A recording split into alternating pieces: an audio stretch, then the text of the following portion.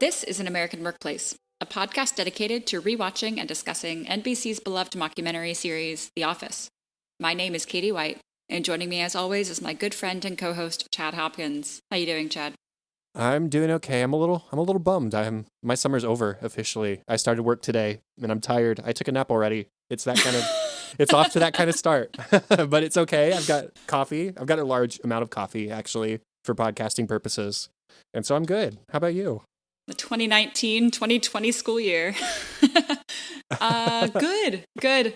A little crazy day here, and I already told Chad, but apologies if you hear any sounds here at 11 o'clock in New York. They're deciding to pave some concrete on my street, so that's what's happening. Sorry. But it's How all very good. New York of you.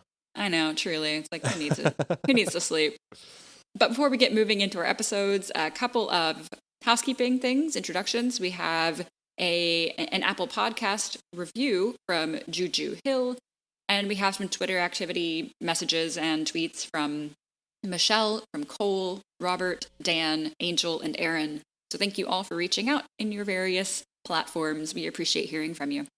And Julian, who's listening live on Twitch right now as well, I think you messaged us on Twitter, although your name's not attached to your profile, so I didn't know what to put. So thanks, Julian, for tuning into Twitch as well. Remember, everybody, we are streaming on Twitch every episode up to the end of the show because we love you guys and we want you to be able to follow along. And this is a way, if you're interested, to listen before it's officially edited and uploaded to the podcast feed. So it's available to you.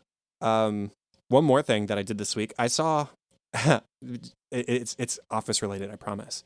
I saw the Doctor Who episodes, The End of Time. It's a 2-part episode, which is the final episode of David Tennant from his run of the show. And Donna, or Nellie Bertram, is in it. So tangentially related. That was fun.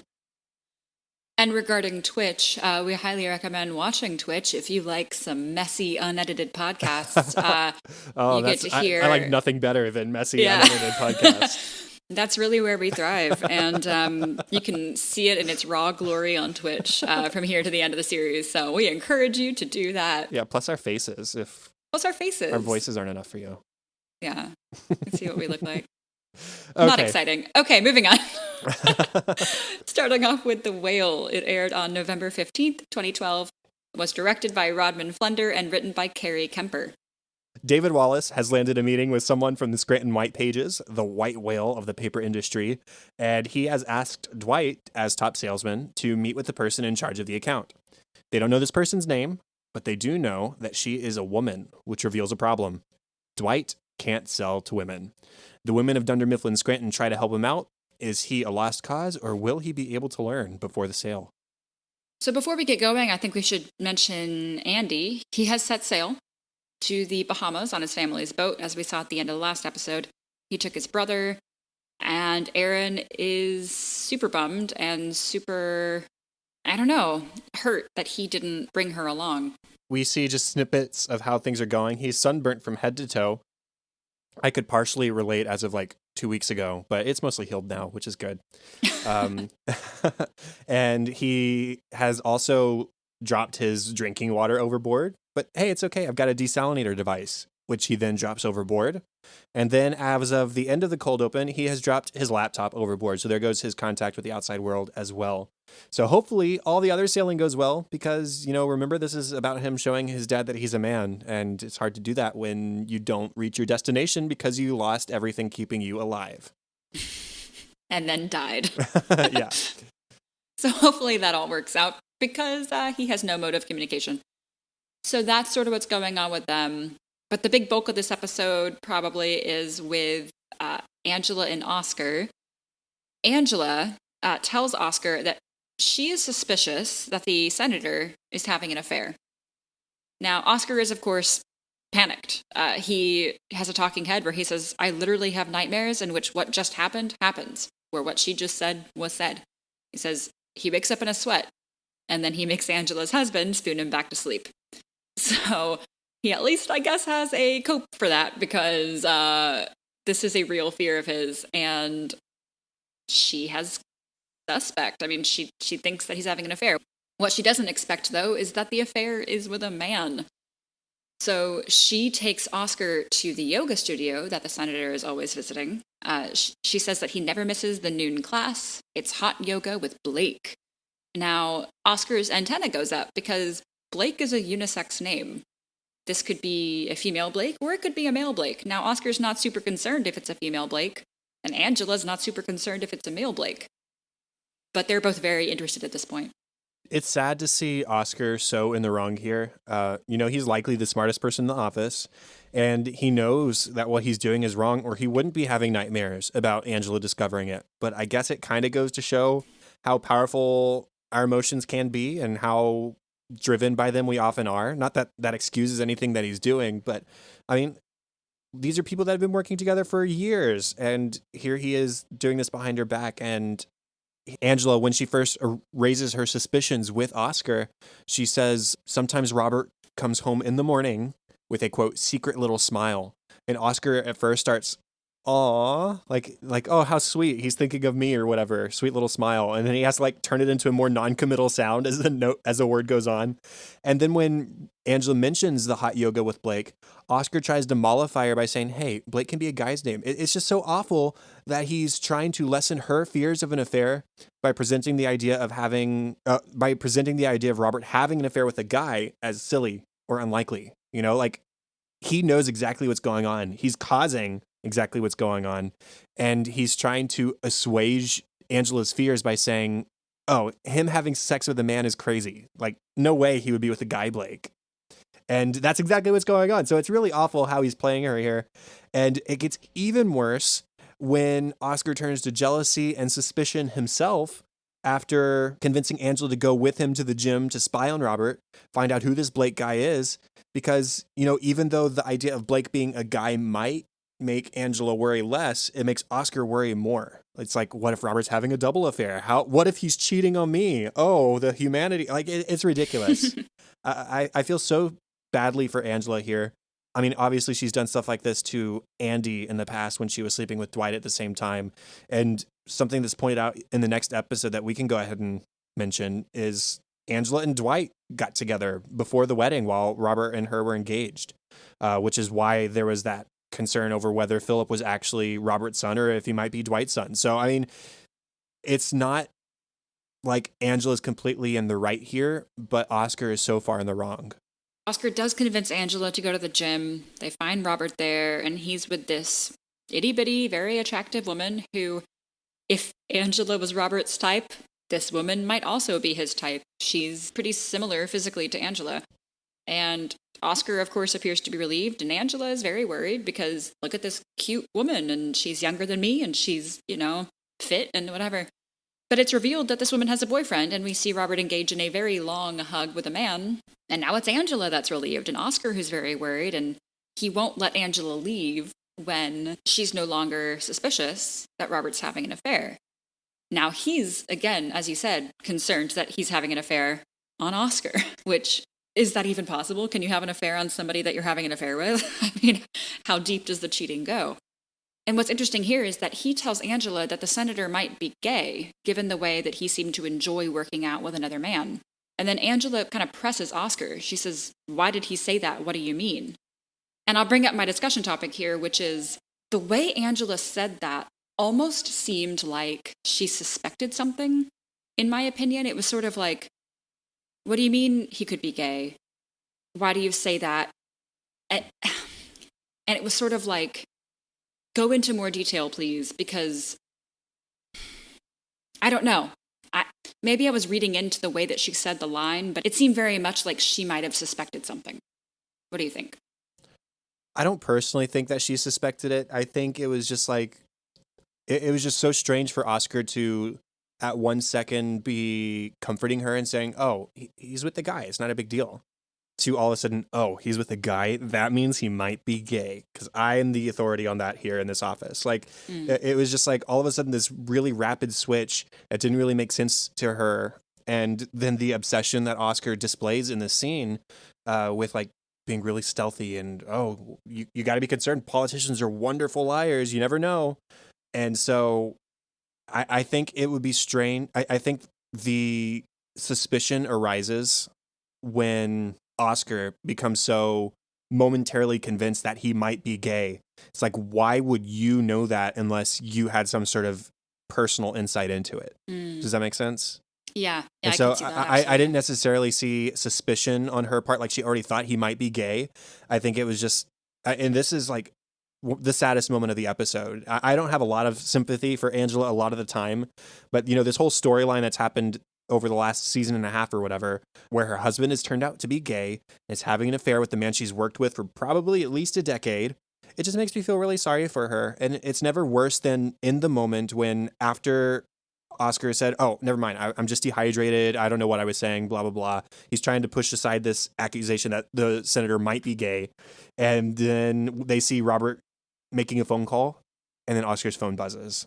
And the realization on Angela's face, the heartbreak and the betrayal she displays in that moment, it's heartbreaking. It's so sad. And I feel so badly for her in that moment specifically. Yeah, she's speechless, at least from what we can see. We don't hear any dialogue after she sees what's just happened, and Oscar doesn't have any words either. They just sort of recognize together that this is now public between the two of them, and that's what that is. So things are about to get very tense between the two of them.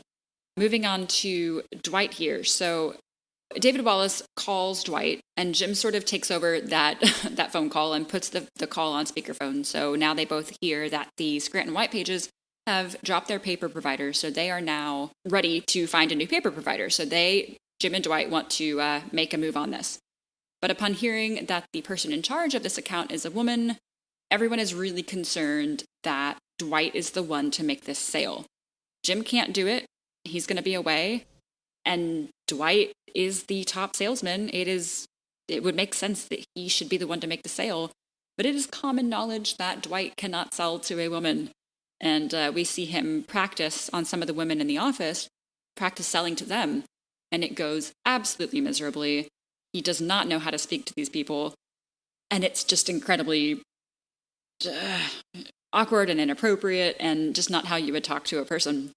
They tell Dwight to just ignore every instinct he has because it's all very bad. He's so incredibly sexist. He likes to be dominant and assert that when making a sale, which maybe works when he's going against other men in the business. But he's almost even sexual when it gets to the point where he's talking with a woman. It's like dominant male, submissive woman, like the way he sees it in his head.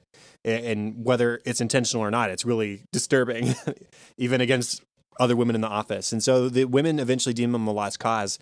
Pam does give him some helpful advice on the way, and he does a good job of remembering what the women told him to do in the moment when they get to the White Pages, even if his execution is really bad. But then it's discovered that the woman he's trying to sell to is, in fact, Jan Levinson, no Gould, and Pam tells him to forget everything they taught him.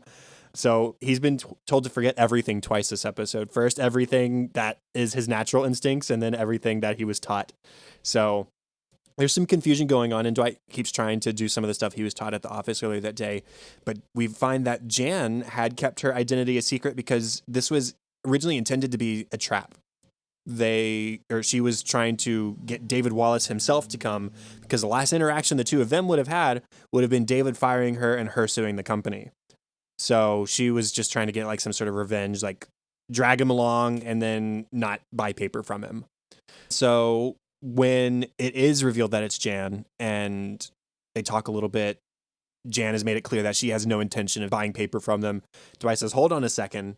He leaves Pam and he says, I don't know women, but I do know sales. And so he comes back with Clark in tow. Pam reminded us in this episode that Jan had a thing for her former assistant, Hunter, after making everything all right with him that one night. And Dwight uses Clark as a bargaining chip. You give us your business. You have this young man to do with as you please, as a personal Dunder Mifflin Scranton liaison / whatever else you want him to do. Yikes. Yeah. Dwight sensed that Molly, Jan's assistant, isn't quite meeting Jan's needs. Ugh. So Jan decides to think this over. She asks Clark to turn around, to kind of do a little circle, show himself off, and she asks if he has a valid passport. And that's what we hear. She says, "Give me some time. I will let you know if I want your business." So Pam and Dwight leave, and on their way out, Pam tells Molly, Jan's current assistant, who is heading upstairs to Jan with 2 wine glasses and a bottle of wine, yikes, that she should just quit. Molly, you need to not work for Jan anymore. And Molly agrees. And Dwight, who finally has learned something about dealing with women, tells her that he knows it must be difficult to work for Jan and wishes her luck with her feelings. And Molly seems to appreciate that. So he has learned something this episode. I love seeing Pam working so hard to try and help him out. She's once again owning up to her friendship that has developed with Dwight over the course of the show. She says, 10 years ago, I didn't care if Dwight got married or died a beet farming bachelor, but having kids makes you so soft. And so, as mentioned, she does give him advice. I mean, it's just nice. It's nice to see that they're friends. At the end of the episode, or at least at the end of the sale, after they have deposited Clark and they're on their way out, they run across Jan's current assistant, Molly. Dwight speaks up and he says, "Molly, I know it can't be easy working for Jan. Good luck with your feelings." And Pam says, "Dwight, that was really nice. You should ask for her number."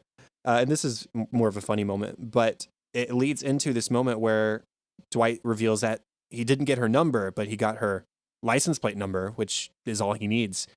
And he says, "When I've curried favor with her, I will let you know." And Pam says, "Oh, why me?" Dwight says, "Because you are my friend and you are a woman." And then he ruins it a little bit by saying, "And women love gossip." It's like, air to you people. But still, the fact that he says, "You are my friend and you are a woman." It's just, I love that they've both owned up to this weird friendship that they have and they both help each other out. We have a little bit of Jim here. He's got a conference call lined up with his new job in Philly. And he takes this call in the middle of his workday in Scranton, but he's got people eavesdropping. It makes it difficult for him to talk openly with his job because this job is still basically a secret. So, okay, I'll take the call on my cell phone, step outside, but there's construction going on outside and they can't hear him. He moves and sets off a car alarm. It's just all inconvenient and he just can't seem to find the right place to do this. So later, Jim gets another call from his partners in Philly and they tell Jim that with Jim in Scranton, they're not sure that this will work. It kind of sounds like he's at a crossroads here. He either is about to get let go from his position or he needs to spend more time in Philly. So that's sort of where we see him this episode. Yeah, that's exactly what I was saying last episode. Without remembering that this happens, we had that discussion about whether it was right for Jim to offer up the full $10,000 for the investing. And I said, maybe this is his safeguard for not getting kicked out of his company. And even now, it's sounding like that might not be enough, unfortunately. So Jim's going to have to figure something else out. But I mean, it's just a less than ideal situation. So we'll see what happens in the next episode, actually. And then the last small little character moment to mention before we get into the funny stuff, more of the funny stuff. Erin, we already talked about how she's still bummed that Andy didn't ask her to go with him. Pete, though, we've talked about how they're getting along with each other. They're friends with each other. Toby has brought Movember to the office. I'm sure most of us have heard of this, but it's when men grow mustaches and get pledges to them to donate to prostate cancer research or prevention, or I'm not entirely sure, to be honest.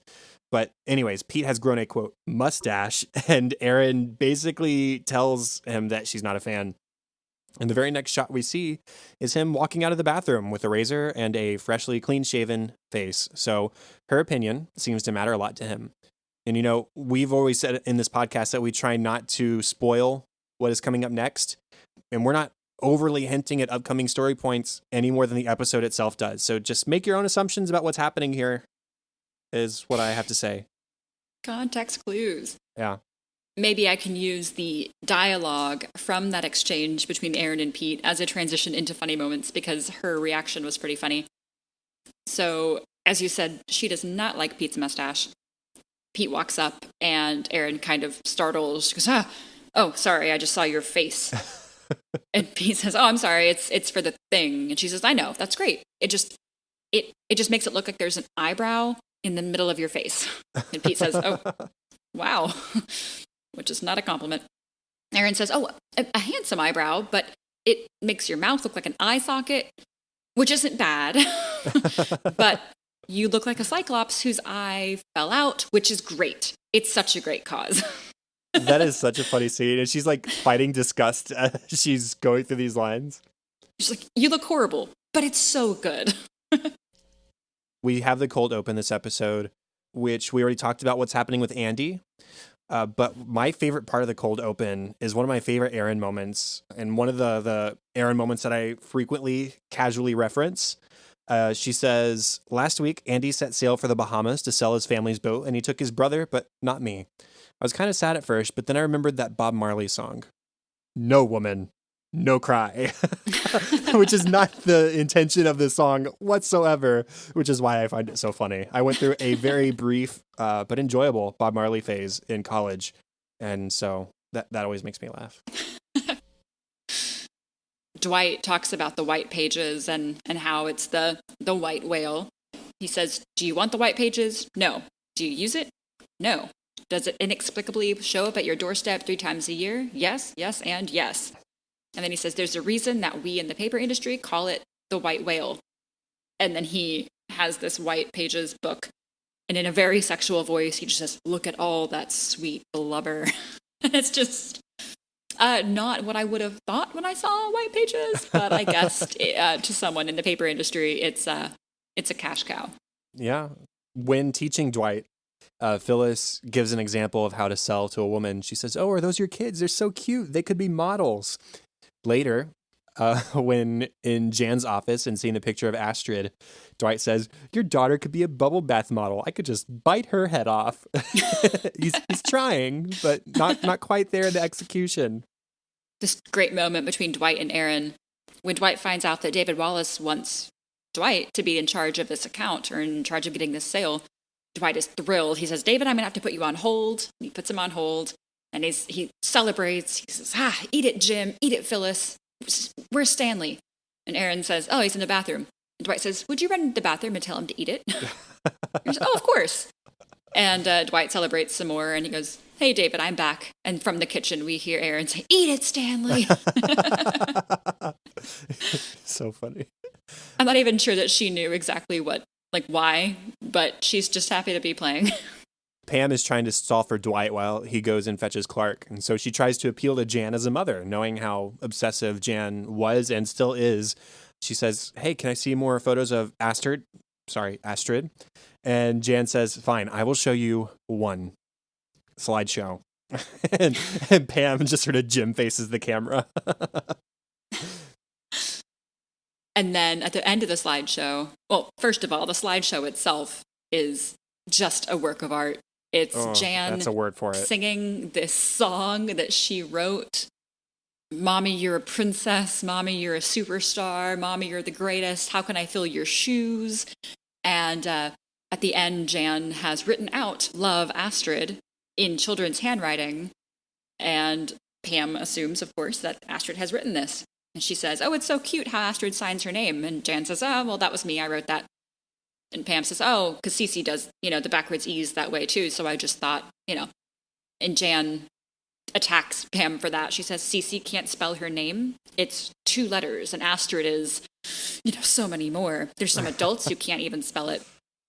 And Pam, realizing that she's made a mistake here, just tries to, oh, I'm sorry. You're right. It's a very, very challenging name. And Jan says, well, spell it. Spell it, Pam. Pam goes, A, X? I don't know. You got me. And Jan, who was kind of smiling and feigning civility here, just drops the act and goes, don't patronize me. And Pam is terrified. I'm so sorry. I hate this. You're better. Jan got crazier. More trying to teach Dwight practice. Dwight is trying to sell to Erin, who is playing the boss. Dwight says hello. Erin says hello. Dwight says, may I please speak to your boss? Phyllis speaks up and says, no, she is the boss. Erin is caught off guard by this. She says, I am? I'm Mr. Hannon. How can I help you? So Erin is reinforcing this stereotype unintentionally. Dwight says, okay, this isn't working for me because no one would ever believe that she would be a boss. And Erin says, he's absolutely right. I'm really struggling. It's just Dwight assuming the woman isn't the boss, and then Aaron reinforcing the stereotype herself. It's really funny. Dwight is also practicing showing people that he is listening because he apparently struggles with nonverbal communication. And Pam has Dwight practice on Nellie. So Nellie starts talking to Dwight. Pam is painting this painting that I've commissioned her to paint, and she starts going on about that. And Dwight, in an effort to show Nellie, quite literally show her that he's listening, he's doing what they practiced, which is grinning and nodding his head like a serial killer. And Aaron kind of has to correct him. It's just up and down, just a regular nod like a person. And Dwight says, I am a person. Aaron says, yes. And Nellie is just like, I can't do this. It looks like he's laboring over a stool, just having eaten human flesh. It's terrifying. And Dwight does the same thing later to Jan, and she just says, stop that. What are you doing? Stop it. Stop. Julian mentioned that in Twitch chat, and that's a great moment. Yeah. There's another moment in the practice where Dwight gets really sexual, as I was talking about, with his phrasing. And so I'm not going to go over that. But then Nellie's response, she says, I have written down a few questions. 1, have you ever killed a woman? 2, how many women have you killed? Please, sir, will you not kill me? It's like, yes, you're coming on really strong, Dwight. Really strong. Nellie gets better and better. I love her so much. Toby, as we said, is starting this Movember thing, and he got some of the guys to participate. And Toby, with a mustache, resembles very closely what you would imagine a very creepy, like, they go into it a bit in the deleted scenes, so I'll just go ahead and say it, like a pedophile would look like. It's just that stereotypical, like, creepy dude. And the way he just says some of these lines, he says, I have very fertile hair glands. Ugh. Okay, no thanks. But he's so in love with this community that he has created around Movember, and he's almost in tears. He's so excited that all of the dudes are doing Movember in the annex, but everyone's kind of terrified of him because he just looks so bad. Smile if you love men's prostates. Oh. And the mother, she just like hugs her son close and hurries off. Like, don't talk to the man. Oh, it's not good. Beginning of the episode, all over the place. Phyllis suggests with the acquisition of the white pages that they could double their gross. Everyone could get raises, we'd get bonuses, etc. She says we could even maybe bring back Pizza Fridays because that's a priority for sure. I mean, yeah, for real, it would be a priority, honestly. And Meredith says, remember that week in the 90s when we got bagels? There was one week. It was glorious. We had bagels. And then Creed says, I miss Clinton. Like, because he mentioned the 90s. Why not? Oh, the 90s. Bagels and Clinton.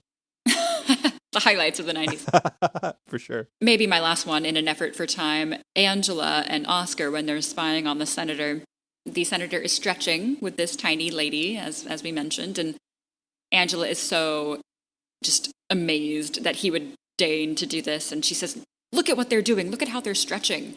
And Oscar, ever the realist, says she's repositioning his hips for downward facing dog, which is a yoga position.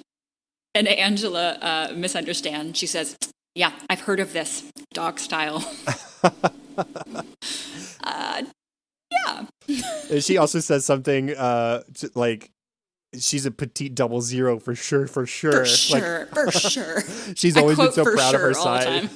She's always been so proud of her size. And here she is jealous of some other woman's size because it might mean that her husband's cheating on her. Because she's even smaller. My last one, we get this small, but I think really funny Hank moment. Jim has leaned against Meredith's van in the parking lot and the alarm goes off. And so Hank comes outside and he says, hey, are those skateboarders back? And just a few seconds later, he shouts, this ends now. It's like he's been on this hunt for these skateboard hoodlums. This ends now. And it's a totally undiscussed plot line, but even in the deleted scenes, we don't get any. It's just like this one small thing that's very passionate for him. Yeah, like skateboarding tyrants. They've returned to set off all the car alarms. So moving into deleted scenes, we Lucky us get to see Andy on the boat retching and gagging, which apparently happens like 5 times a day. Andy also shows us the book he's reading on the boat, which is The Old Man and the Sea by Ernest Hemingway. He says he started it many times, but he's finally going to finish it. And then he kind of shows us around the boat, including his compass, which is pointed north, which worries Pam since he is sailing south, or should be anyway. And she says, at no point should it be headed north. Andy says, not to worry. This thing has been broken for days. I hate to break it to you. That is worrisome. Yeah. And it's broken because Andy has been using it as a bongo to accompany himself while he sings. So, great. Oh, Jamin with the glare bear man. There's more of the guys playing ball in the annex, and you get the line that you get in the episode where Toby, this is fun. Yeah, this is fun. It's so strange. And then he says, damn it, I'm so glad I introduced Movember to this office. And Creed enters. He says, I had a mustache once. Says, my lady friends called it the tickler because he stuck it right in their armpits. Whew, that's why. And Toby says, we should call it Tovember. Toby November. No, baby. That sort of went a little Owen Wilson, but that's okay. Everyone is just ignoring Toby, though. Like, they don't care. They're back there doing their own thing. They're ignoring Toby as they play ball, playing catch. Stanley walks in, and Kevin says, right on, Stanley, growing a mustache, stash power. And Stanley has a talking head. He says, people don't realize I've had this mustache for years. I've gotten $160 in pledges. And he just smiles. Of course, harkens back to many episodes ago, I don't even know which one, where they try to guess if Stanley has the mustache, and he confirms that he's had it for years. Toby, in another deleted scene, laments that when he tried to pick his daughter up from school with his mustache, they wouldn't let him. It should also be noted he's wearing a trench coat at this time as well. He says that they wouldn't even let him on the playground. Well, of course not. You look like a serial killer. A group of moms chased him down the street, and Daryl tells him that, hey, I'm sorry, but he also completely understands why they did that. And then Toby sees that Pete has shaved his mustache, and Pete gives the excuse that, oh, it's just a habit I have of shaving in the afternoon. Sorry, I forgot. And then there's a Toby talking head. He says that he was going to shave his mustache today after the school incident, but you can't lose 2 guys. Okay. And then he says maybe he'll pick his daughter up tomorrow wearing a ski mask to hide the mustache. Goodness, Toby. Yeah, that's better. Do that. Let us know how that goes. Eesh. Ridiculous. And then Clark, at this point, walks out of the office with a box of his stuff. And Toby says, hey, Clark, you're not shaving your stash, are you? Clark looks unsure. And so he turns to ask for approval from Jan, who's there in her convertible. And she says, absolutely not, and tells him to get in the car. Remember back in the episode, Dwight tells Jan, he's been growing it for weeks. Best he can do. It's like one of the selling points. It's like a peach fuzz mustache. He can't grow one. And Jan likes it. Let's just put it that way. When Phyllis tells Dwight that he makes women uncomfortable by doing things like, calling them Gina instead of Gina, Dwight is very confused and shocked. He says, really? We call boys Peter. We call them Wang. He asks Angela if, when they had meetings in the warehouse, if she ever felt uncomfortable. Of course, this is in public, so they can't openly discuss it. And Angela says that she remembers the meetings to be very brief, boring, even. Dwight disagrees. And Phyllis offers to give Dwight some last-minute pointers before the meeting. And Dwight very sarcastically says, oh, great, pointers from women in the office.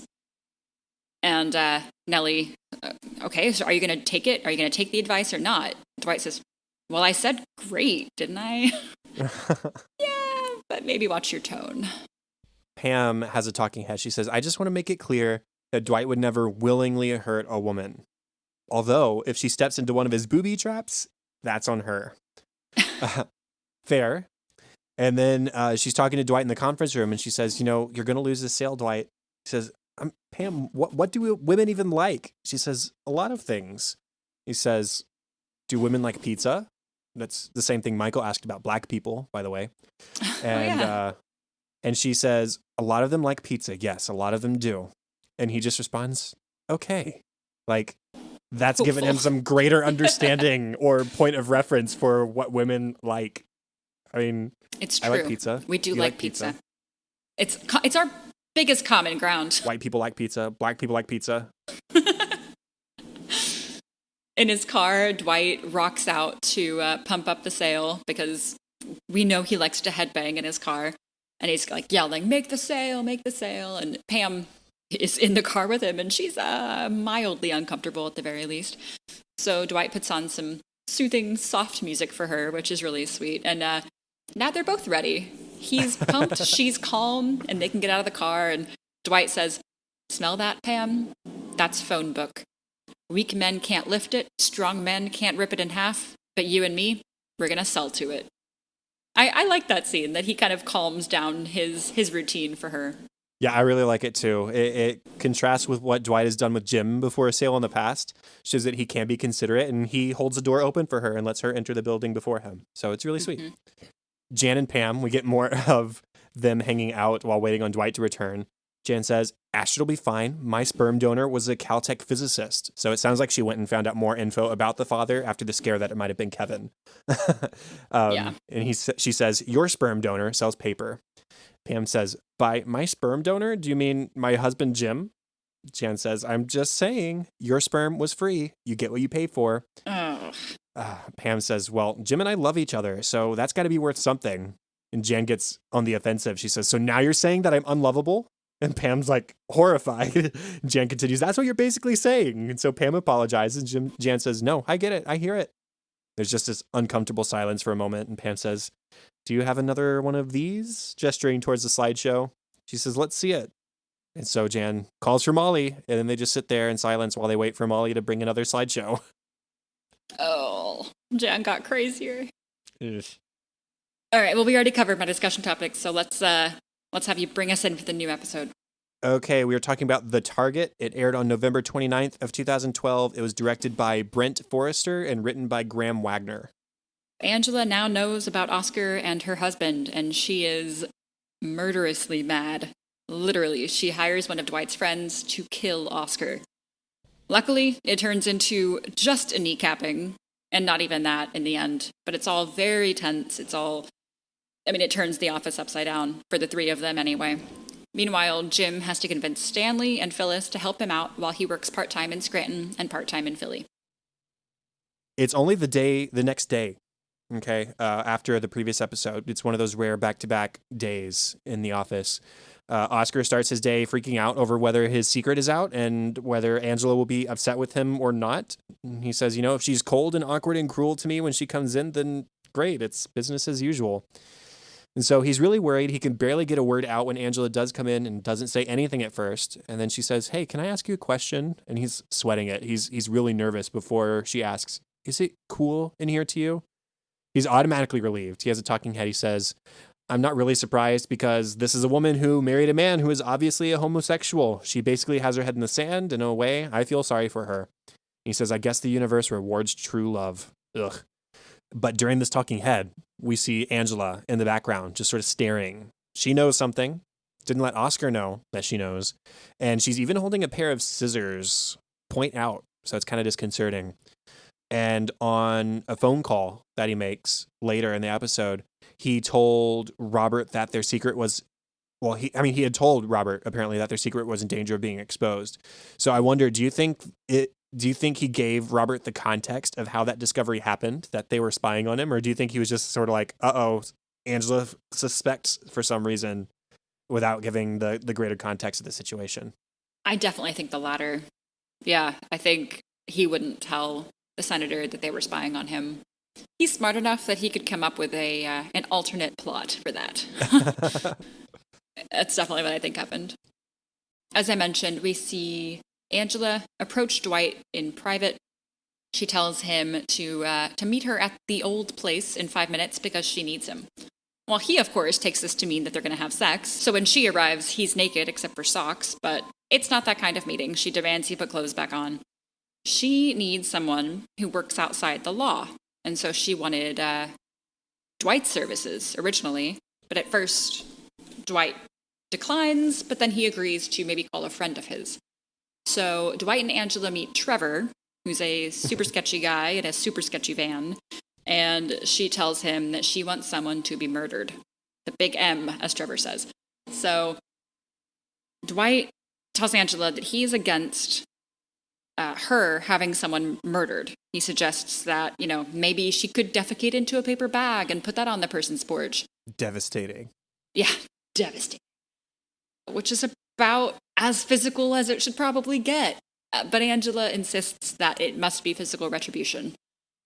And Trevor, who doesn't seem comfortable either with killing someone, suggests a kneecapping. Angela says, okay, that could work. So she's going to get someone kneecapped. Back at the office, Oscar, out of the blue, brings Angela a cookie, and she thanks him and calls him an angel. And when he turns his back, she crumbles the cookie into pieces. Now, Dwight sees this and realizes who it is that Angela wants to hurt, either kill or kneecap. And he cannot let this happen. His moral compass kicks in, and he's just very against this. This is a really great episode for Dwight because of how he supports Angela and tries to help her through the situation, but is also protective of Oscar. And we can talk about that a little bit more as we continue through the storyline. But Angela being so keen on revenge towards Oscar, she says he turned her husband gay. So in reference to the discussion topic for the previous episode where we talk about whether she had suspicions before, and I don't think she did, but here she's in like complete denial. I think she trusts that she usually has better judgment than this, that, her Christian background would maybe have prevented her from marrying an actually gay man. But it's just so much easier to blame someone else when you feel stupid. The saddest thing to me is that Angela has the expectation or the hope that having this done to Oscar will solve her problem with her husband. Like, that seems to be her initial thought. Like, if Oscar's out of the picture, then my husband will not be gay anymore. Like, Oscar's the only thing making her husband gay. And so it's just such extreme denial, but it's also hurt at Oscar's betrayal. Dwight helps to unearth Angela's greater feelings about this. He says, well, I could understand you wanting to get a stranger's knees whacked, but a coworker, dare I say a friend? And he said the exact thing to sort of set her off. She says, exactly, a friend, someone who sits next to you year after year, making chit chat and smiling, and all the while running behind your back and defiling your marriage and seducing your husband. And this is the moment where I mentioned earlier, Dwight says, I can't imagine how painful this must be for you, but the first ones to break your marriage vows were you and me. Not technically true since it happened before the marriage, but still, the point stands. Angela's not completely innocent in this either. So, I mean, it's tough to see how hurt she is, and they managed to stop Trevor from taking Oscar out. And Angela gets the confrontation she deserves to have with Oscar. And thankfully, Oscar doesn't deny anything. He tells the truth. He apologizes. It's just a wonderful moment. Trevor's gone. Oscar turns around and she's there. And even though she blames Oscar for her husband being gay, Oscar does say, he is gay. That's not my fault. You just have to accept that. But I will take full blame for the situation. And here's the pipe that you were going to take out my kneecaps with. Hit me. You have my permission. And I mean, it's poor payback for a ruined marriage, but it's what he can give her at the moment. So at least he does that much for her. And then after all of that goes down, Dwight finds Angela crying alone on a bench, and he comes to comfort her and lets her cry on his shoulder. So it's a nice, tender moment between the two of them that we haven't gotten in a long time. Mm-hmm. We haven't really gotten that even since before they were sleeping together, really back when they were dating is the last time I feel like they had a sweet moment like that together. And he was just there as a friend, letting her cry it out. He was defensive of Oscar too. When he came between Trevor and Oscar, he says, he's a Dunder Mifflin man. He's my tribe. And so what I love about that quote specifically is, yes, he's using it to defend Oscar in the moment, but it implies that he would do the same thing for any of his coworkers because those are all Dunder Mifflin people, which is such a huge change back to Doomsday in season 8 when he was going to basically get everybody fired because they made 5 mistakes in a day.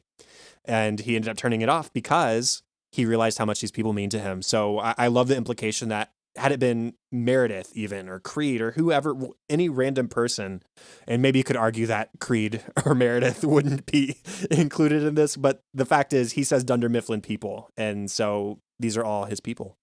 I think Dwight makes one of the biggest character turnarounds, one of the biggest arcs in the whole series, and the majority of it happens in season 9. So it's a pretty dramatic switch for him, and I really like watching it happen. Moving on to the next story item, let's talk about Jim, because Jim has a big day today. He's asking David Wallace if he can start working part-time because of what we talked about in the last episode, where it's almost sounding like he's getting shoehorned out of the company he helped to start and invested $10,000 in because he's not around. And the company is now called Athlead, which was named while he wasn't there. He says, I could have prevented that. I think it's a fine name, but whatever. But he calls David Wallace, and because David Wallace is a super reasonable person, bless him, he okays it because his initial concern of someone not being in the office to cover customer concerns in Jim's absence is assuaged by Jim saying, oh yeah, Phyllis and Stanley have agreed to cover for me while I'm gone. And he hadn't okayed this with them at this point. And so the rest of Jim's storyline this episode is taking Phyllis and Stanley out to lunch to sort of win them over. And so, yeah, it's a bit presumptuous that he tells David without actually talking to them. But that's what I like about the show, is that the relationships have developed over time. We see this with Dwight and Oscar. We see this with Jim and Stanley and Phyllis here. These aren't just coworkers anymore. They're friends. As we talked about this even back in like season 2 and 3 when this was first starting. They were all at each other's weddings. Like, how many times are you going to invite every single coworker to your big major life events? It doesn't happen. And so I love that this happens here, where they're becoming real friends. And Phyllis and all her random cattiness towards Pam, which admittedly mostly comes out of the deleted scenes, it folds when it actually comes to being there to support each other. At the end of the episode, yeah, they've taken a lot of Jim's money for lunch and they've gotten themselves drunk and given him a hard time, but they say, we love you guys. Of course we're going to cover for you. It's really awesome. I love seeing those friendships blossoming. And then the last character development here is a good transition into funny moments because it's quite humorous. It's a Pete line predominantly. He is inputting customer complaints into the computer, but when they're in, he has to fill out a card that also lists the customer complaint, which he thinks is redundant and stupid, and it is. But what is he supposed to do with these cards? When he asked Andy, Andy said, figure it out, whatever. And then he went on a long boat ride. So great, I'm going to figure out some things to do with these cards. And he starts building little paper houses with the cards, which eventually turn into a giant paper card tower full of customer complaints. Now, it starts on his desk and goes all the way up to the ceiling, and it's really wide, which tells you how many customer complaints they have. Oh, man. So many. I don't know how far these go back, but it sounds like, I don't know. It's a lot. Now, most people start watching him build, and it's becoming a rather large tower, and it starts to sort of become this camaraderie thing, and they cheer him on. Some of the complaints we hear on the cards. Meredith called the Eastern Pennsylvania Seminary a sausage factory. Yikes. Creed has several infractions, though we don't hear what they are, and Daryl pocket dialed a customer while he was having sex. Turns out he wasn't actually having sex, he was eating spaghetti, but he's going to let them think that he was having sex, given what it sounded like. Kevin goes to put this complaint on the tower, this very high up tower, and he knocks the whole thing over, and everyone starts yelling at Kevin and, calling him stupid, and Pete steps in here, and I quite like Pete's personality. I think he's a really even-keeled, kind person. He steps in and he defends Kevin. He says, hey, stop, it's a mistake. It's just a mistake. That's what this tower is all about, mistakes. So if you're afraid of screwing up, this tower is not for you. And Erin is there and hears this and smiles, and she just loves his welcoming attitude, it appears. At the same time this is happening, Pam is getting started on the mural that Nellie has commissioned her to paint in the warehouse. But she's struggling to get this started. And the rest of the office sort of shows some doubt that she'll actually do anything. Pam has had some commitment issues in the past. Meredith says, she's the queen of the primer because that's all she's done downstairs so far is primed the wall. And there is some truth to this. I mean, this will be a permanent fixture and every brushstroke is a commitment. But just like what Pete is talking about, it's about celebrating being human and making mistakes and accepting that we make mistakes, which is okay. And so Pam goes through the effort of getting a customer complaint because they need that one last customer complaint card to make it to the top of the ceiling. And that shows that she's okay with not being perfect. And so she goes downstairs. She starts working on her painting. She says, do you think that Kevin cares what people think about him, or Creed or Meredith? She says, oh my gosh, these are my role models now. And she pauses and she says, you know what? I'm okay with that. It's the same thing as what I was talking about with Jim. It's about the relationships built over time. Why shouldn't these people be role models for Pam? They're real people. They have real struggles. Yeah, they may be a little silly sometimes, but the bottom line is they're more than just coworkers to everybody at this point. So I really love that. Anything else you want to mention? No, I think that's it. Let's talk about funny stuff. Dwight has some great bits in this episode. Along with being touching here, he's also quite funny.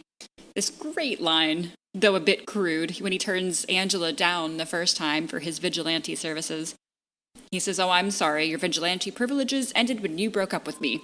If I'm not in your panties, I don't go vigilantes." I hope he thought of that on the spot, because if not, then he anticipated that this situation would happen. I'm gonna steal the Trevor stuff because he's like dark. He's like Dark so Nate. Yeah. Dark. I think that's an apt way to describe him.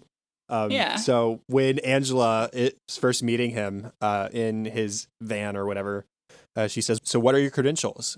Trevor says, "I started following people around to get exercise. Turns out I'm damn good at it." Angela says, "Do you have a gun?" Dwight says, "Does he own a gun? Show her." And so he rifles through these bits of paper he has crumpled up and hands her this. He says, "You tell me." She says, "What is this?" He said, "It's a receipt for my gun." She says, "You don't carry it with you?" He says, "Read the receipt. That's a $300 gun. Someone could steal it." Dwight says, "Do you have any idea how many guns Trevor's had stolen from him?" And Trevor says, "Now I keep it in a safe." Dwight, good safe? He said, "Oh, you tell me." And he rifles through the receipts again and hands him another one. And Dwight looks at it. Wow. Great safe. He's just got this handful of crumpled receipts. Like, okay, sure. Dwight and Angela have a sit down with Toby at the end of the episode regarding homosexuality. They need to have some questions answered, and Toby's the guy to do that. And neither one quite understands how it all works. Dwight says, "Where does gayness come from? And how is it transmitted?" Angela says that her pastor said it can come from breastfeeding. Toby is shocked. He said, "Really? Your pastor said that?" And she said, "Well, he didn't fight back when I suggested it." And then Angela asks, "What is it called when two men intertwine their penises like the snakes on a medic alert bracelet?" And it gets kind of Is it vulgar, called red but vining? Red vining, and they both had heard this. It's called red vining, right? And they ask where the gay men's vaginas are, and Toby says they don't have them, they're men. And Dwight can't understand the mechanics of it's just all very funny and crude. Yeah, and it's funny how like when one asks a question, the other one's like nodding in support, like, "Yeah, I have that same question. Please explain this to me." More Trevor, because I think he's so funny. I was gonna let you have those. He shows up in the office with a foot-long sub with a lead pipe stuffed down the middle of it. That's how he's going to kneecap Oscar. He says, "I have a sandwich for Oscar Martinez." And Kevin speaks up. And he says, "I am Oscar Martinez." He does a little bit of a Spanish accent. And Angela stops that from happening, fortunately. But then later, when Dwight has rescued Oscar and has taken him through the warehouse and outside, he's trying to get him to escape, and they bump into Trevor. And he's wielding the lead pipe. And Trevor says, "Let's get it on. I'm going to do this. I might puke, but I'm going to do this." Dwight says, "No, Trevor, I'm not going to let you. He's a Dunder Mifflin man. He's my tribe." Trevor says, "I'm sorry, Dwight, but for once in my stupid life, I'm going to follow through on something, all right? I have masculinity issues. Stop." No, they struggle. But then before he leaves, he tells Oscar, "If you chase me, I will run so fast. If you catch me, I will bite so hard. Got it? Goodbye, my friend." And he runs off into the rest of the day, I guess. He just disappears. Couple of Stanley moments. Stanley, at first, really does not plan, or at least he tells Jim he does not plan on helping him with his problem. Stanley asks, "Why should I help you?" Jim says, "Because we're friends." Stanley says, "When is my birthday?" Jim says, "Unfair. When's my birthday?" Stanley says, "I don't know, because we're not friends." I think that's What unfair. did I I have a say? lot of friends who probably could not tell me my birthday, but Yeah, that seems like I don't know, something that when I was in like grade school, I knew way more. But now Facebook tells you. Yeah, I don't know when my friends' birthdays are. Sorry, guys.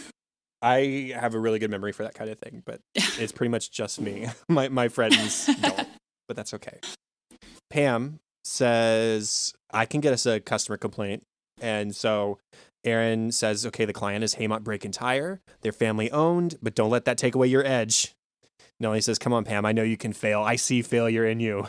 Creed speaks up and says, remember, you're a scumbag, so think scummy thoughts like this. And he closes his eyes and thinks scummy thoughts, I guess. So Pam makes the call. She says, hello, this is Pam Halpert. I'm calling from Dunder Mifflin. Yes, your paper provider. And I just called to say, your mama is so fat, when she wears red, people yell, hey, Kool-Aid. Yeah, your mama's fat. This is Pam Halpert. She hangs up. Pete says, did she buy it? Pam says, I couldn't tell, but I think... I thought they were confused at least. And Creed says, you did good. You did good. Then later, they do get the complaint, and Pete reads it out as he's about to put it on the tower. He says, our crowning complaint card comes to us thanks to Pamela Halpert for insulting a client's recently deceased mother. Pam says, I did not know that. Pete says, well, a woman who struggled with obesity all her life. Pam says, I'm so sorry. And Pete, yeah, that's terrible.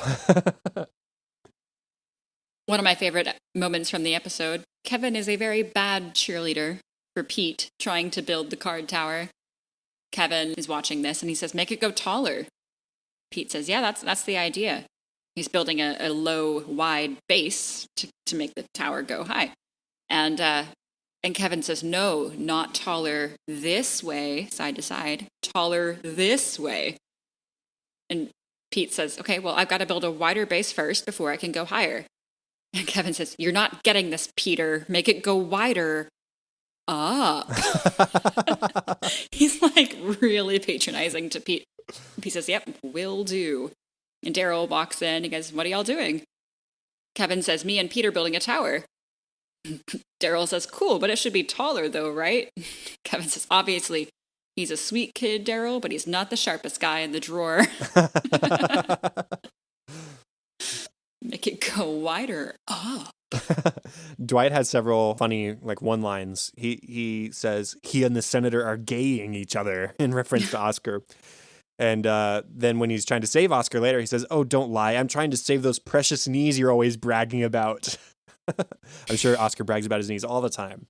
Yeah. And then at the end of the episode, when he's comforting Angela, Angela says, I feel so stupid. I sit next to him every day. Dwight says, you're not stupid. Jazz is stupid. Angela gets hysterical at this point. Jazz is stupid. I mean, just play the right notes. Meredith doesn't believe that Pam could get a customer complaint. She thinks she's too nice. Meredith says, you, little Miss Priss, you wouldn't fart on a butterfly. Pam says, no, I wouldn't. I can't even relate to that impulse, but I can do this. Stanley reveals himself to be me. He says, I'll have the surf and turf with a side order of lobster. The waiter says, actually, the surf and turf does come with lobster. And Jim nods and he points at the waiter in agreement, like, yeah, what he said. Stanley says, not enough lobster, side order. I'm like, yes, bring on the lobster. That's what I want. And then Phyllis orders wine by asking, how much wine do you have? The waiter isn't quite sure how to respond to that question. We have lots. And it will kill you if you drink all of it. Maybe my last one, Pam has an impatient audience awaiting her mural in the warehouse. It's Hide. Pam is up on the cherry picker really high up, and Hide's watching. He says, you paint the wall now. Pam says, yeah, painting now. Just got to make sure. Hide says, you paint now. Pam says, it's probably going to be a few minutes. You can go back to doing whatever you're doing. Hide says, I wait. Pam's like, oh, thank you. Great. And at the end of the episode, she has finally started painting. And she says, if you're an artist, you have to be okay with the idea that you can't please everybody all the time. And Hide, her captive audience, says, you paint very bad. She just says, shut up, Hide. Moving into deleted scenes, there is a long extended one here. Toby thanks everyone for donating to this year's canned food drive. But it's sort of sarcastic because people didn't bring that much stuff. Everyone brought maybe one, maybe two cans. Daryl goes through what everyone brought. He says, Phyllis, it must have been really difficult for you to bring this dented can of water chestnuts. And Phyllis remarks, well, they're good in stir fries. And Daryl asks her if botulism, that disease you might get from eating from a dented can, is also good in stir fries. Creed brought in a can of garbanzo beans from the 1990s. Maybe that's when there was, Clinton and bagels. And he also brought in a can of racquetballs, which are not edible, of course. And there's a can that Daryl doesn't know what it is. Kevin tells him that it's brown and is confused when Daryl doesn't understand what brown is. There's a Kevin talking head. He says, I eat brown every week. Hot brown, ice brown, cream of brown, pasta with brown sauce, apple brown, scrambled brown, fried brown. It's brain food. Do you want to finish up this bit? Sure. Yeah, this is a really long deleted scene. Toby tells everyone at this point that poor people are not dumpsters for your garbage. And Phyllis says, they should be grateful. This is good food. Toby says, all right, which is why we are not going home early today. And we are going to hang out and have a little Thanksgiving feast of our own. But everyone's happy at first. Kevin shouts, yes. But then Toby finishes with this canned food. And Kevin says, you son of a B word. And Jim, at the end of this, has a little bit of a grin on his face, and Nellie does too. And so I think they were breaking character. That might have been one contributing factor to why this was cut. But anyways, we go to see everyone preparing this meal. Kevin is shaking the contents of one thing into a bowl, and Stanley's running off like he's about to be sick. Pete is dumping beans into a bowl, only to see that there are no beans left because they're so old that they've withered away. Daryl has a talking head. He says, I think the point was made. Now we're just wasting food. But when Toby gets going, there's just no stopping him. And so it's time to eat. Toby stands and says, Happy Thanksgiving, and remember, you did this to yourselves. Everyone has a small helpings of gross on their plates, and they're all hesitant to start. And Toby has a talking head saying, I think everybody learned a valuable lesson. And I had a Thanksgiving meal with other people for the first time in years. Good for me. And we see him with his arms around Phyllis and Kevin at the dinner table. He's really happy with himself. I kind of love this scene because... Toby's kind of like obnoxious about it, but why not? I mean, it's a good lesson. Teach everyone about generosity. Yeah, it's a little heavy-handed, but I think it's important. So good for Toby. I'll side with him this time. He needs it. He would love that. Yeah. He would make you grow a mustache. Oh, no. Angela asks Trevor what his credentials are to be this hitman. Dwight tells her that he's a self-professed private investigator and a master of obscure martial arts forms, including a medieval form of wrestling that no one has heard of, which Trevor says is an advantage for him, because how do you defend yourself against something you don't know what it is? Angela asks what will happen if he gets caught, and Trevor tells her not to worry about him. Angela says, of course I'm not worried about you, I'm worried about me. Trevor says that he will slip through their fingers, he's ungraspable. And Dwight tries to grab him several times, but Trevor really is not able to be caught. He's liquid. He just sort of slides through Dwight's hands. Pam, in the warehouse at her mural to be, Aaron comes in and says, Pam, you have to see what Pete's doing in the annex right now. He's building this house of cards. Pam gets a little bit snappy, says, I'm kind of busy right now, Aaron. Aaron says, okay, I see what you're going for. Graph paper, because all she has on the wall at this point is primer with a grid. Aaron says, oh, good. I was a little worried because you're supposed to be this incredible artist. And so she leaves, and Pam just kind of grimaces, and she stares at the wall and sort of hems and haws, and then she talks to the camera and says, it's a lot of pressure. There are people in the warehouse every day, and I don't want them to look up and say, boy, that Pat really screwed up this one, because apparently a lot of people in the warehouse think her name is Pat. And sure enough, we get a Hide talking head right after. He says, so many things more scary than painting. Japanese government, Chinese Navy. What is Pat afraid of? Pat afraid of Pat. Stanley, in the kitchen of the restaurant that they go to, is grabbing food off of plates that haven't gone out yet, and Jim is paying off a waiter to allow this to happen. Jim runs out of cash, though, and Stanley tells Jim to bite the man. He demands, bite him, and Jim thankfully refuses, but Stanley grabs more food anyway, and it's all very, very odd. Jim, right after, is driving them back. He says, I've had a lot of fun today. I didn't think I'd be doing this, but I'm ready to beg, so here we go. Will you please cover my clients for me while I'm gone? And they're just PTFO in the back seat. Pam is a talking head. She says, no, I've never gotten a customer complaint, but that doesn't mean I'm afraid to take risks. I'm the one who told Jim we should try wakeboarding. Then I researched it. It's crazy dangerous. So get the facts. Robert Lipton, the senator, shows up to the office with coffee, but nobody's there except Daryl. Robert says, "Where is everybody?" Daryl says, "Well, I think Angela went down to the warehouse." Robert says, "Okay, I'll look there then. But if I miss her, will you tell Oscar to tell Angela that I stopped by for her?" Daryl says, "I can just tell her myself." Robert says, "Of course. That's even better." So he shows up in the warehouse and he says hi to Pam. He says, "I thought you were the office manager." She says, "No, I'm an artist and I work in an office."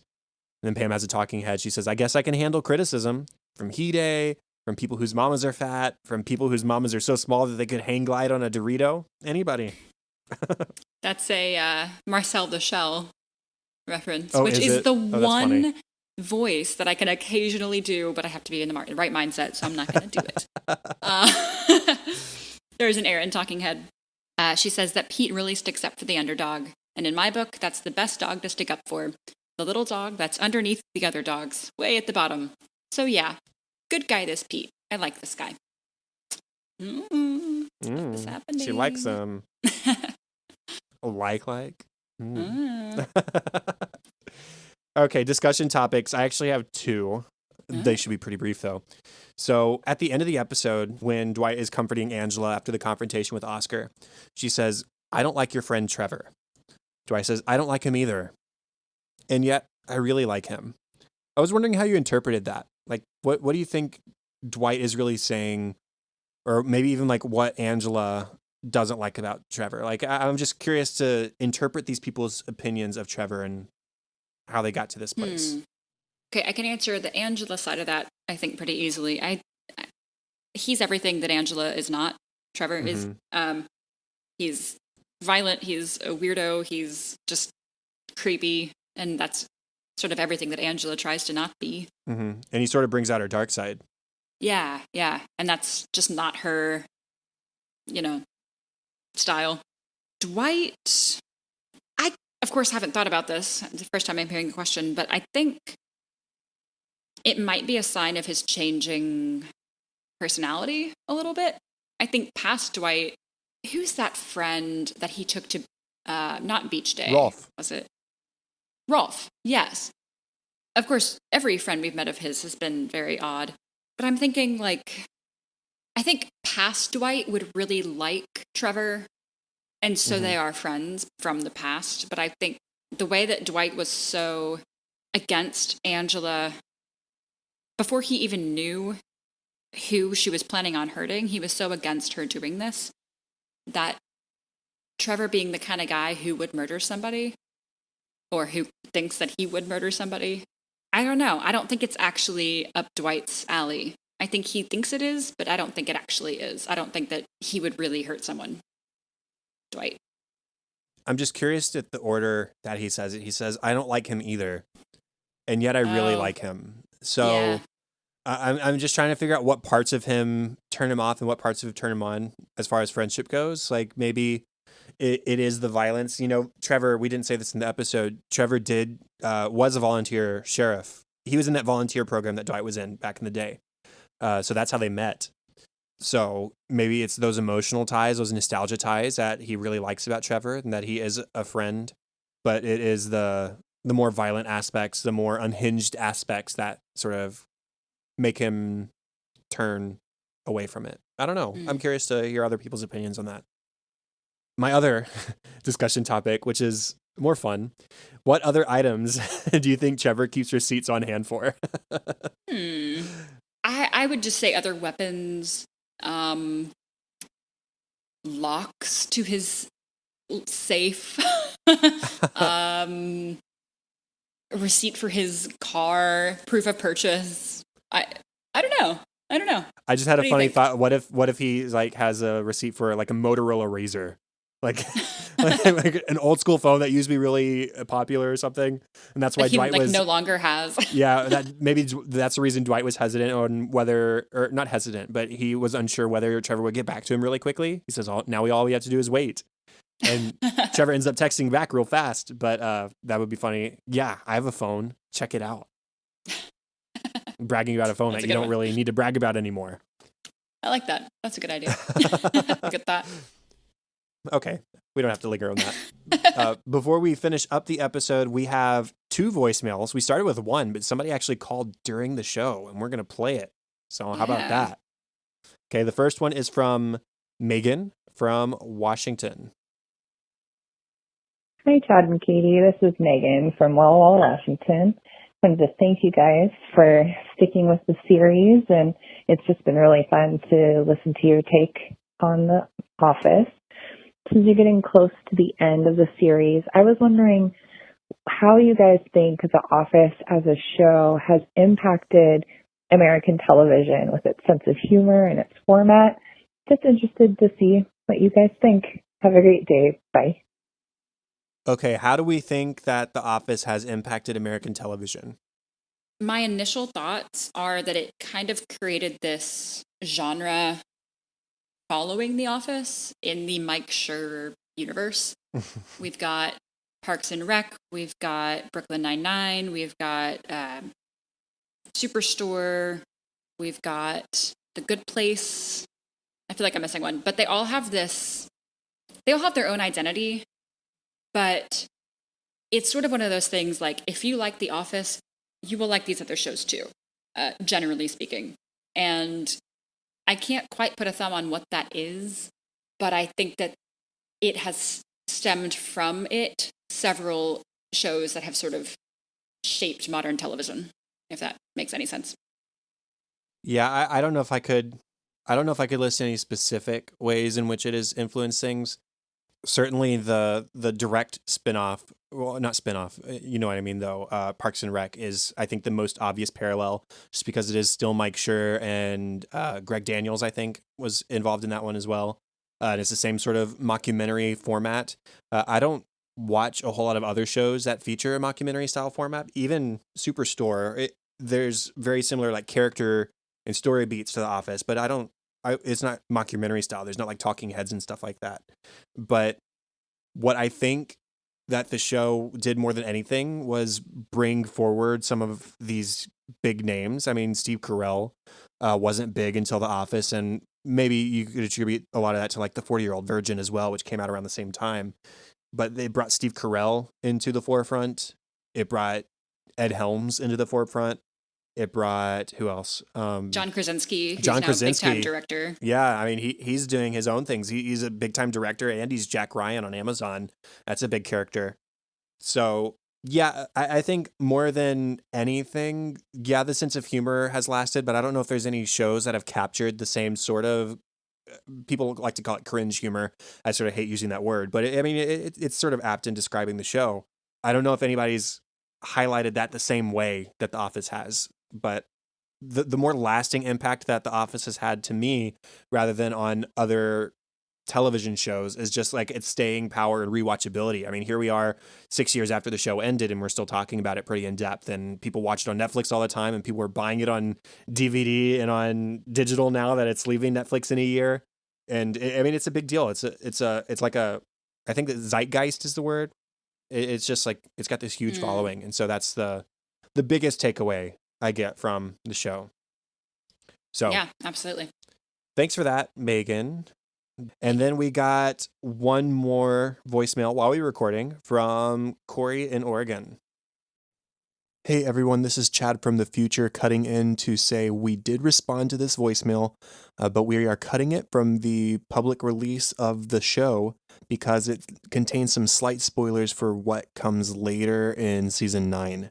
So if you would like to hear the voicemail and you would like to hear our response to it, it is still logged in the Twitch stream. So if you go to twitch.tv/workplacepod, you can see our past streams. And so you can actually see our response to this voicemail from Corey. So Corey, thanks for leaving us a voicemail, but we ended up cutting it just because of spoiler stuff, and everybody knows our policy on that. So anyways, bye. And that is the end of our official 98th episode of An American Workplace. You can contact us at facebook.com/workplacepod or at workplacepod on Twitter. Please head over to Apple Podcasts where you can rate, review, and subscribe. And you can email feedback and ideas to workplacepod@gmail.com. If you would like to leave us a voicemail like Megan and Corey did tonight, you can call us 93-PRETS-DAY. That is 937-738-9329. Remember to leave your message less than a minute long. Be specific, be direct. Leave your name so we can thank you by name. We just want to be able to include you on the show. And if it's too long, we have to sort of consider that because we already make a long show. So keep it short and sweet. We'd love to hear from you. Talk about funny moments, talk about questions, whatever you might think of. We would love to hear from you. You can find me on Twitter at KTLady623. I'm also occasionally on Facebook at facebook.com/katie.white. And the best place for me is also on Twitter. You can find me at Chadadada, that is CHADADADA. Also, facebook.com/chad.hopkins. And you can find my other podcast, Cinescope. You can find it where podcasts can be found and at theCinescopePodcast.com. And show notes and all contact information can be found at workplacepodcast.com. If you want a shout out and more of an American Workplace each week, including access to our discussion outline and notes, a logo sticker. Remember that cutoff is coming very soon because we'll be ending the Patreon when we finish the show. So if you want a logo sticker, we're going to be sending them out, but you need to sign up like now. And live streams. Obviously, we do the live streams every week for everybody. Check out our Patreon page. Pick the support level that you think is worth it to you at patreon.com/workplacepod. That is all for this week. Thank you for joining us to watch one of our favorite shows, The Office, here on episode 98 of An American Workplace. Make sure to join us in episode 99 for our discussion on the next episode of season 9, Dwight Christmas. Bye. Bye.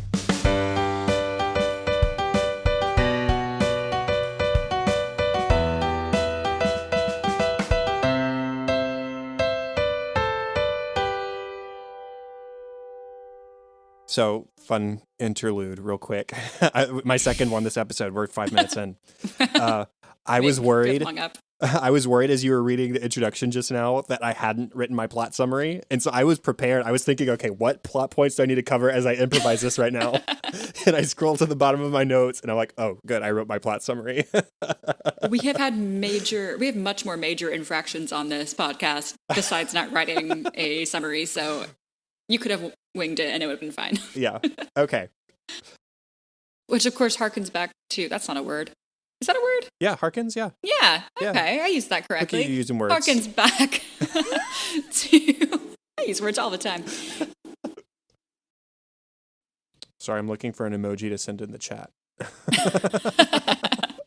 Priorities. Yeah, give me a sec. I got to attend to the live audience. It's for Dan. I'm looking for the wide-eyed emoji. We'll use this one. I don't even know where to find. There you go. Okay. And Trevor, who doesn't seem comfortable either with killing someone, suggests a kidnapping. Not a kidnapping. Katie. So Daryl pocket dialed a customer while they were having sex. Well, sorry, let me rephrase that. Not the customer.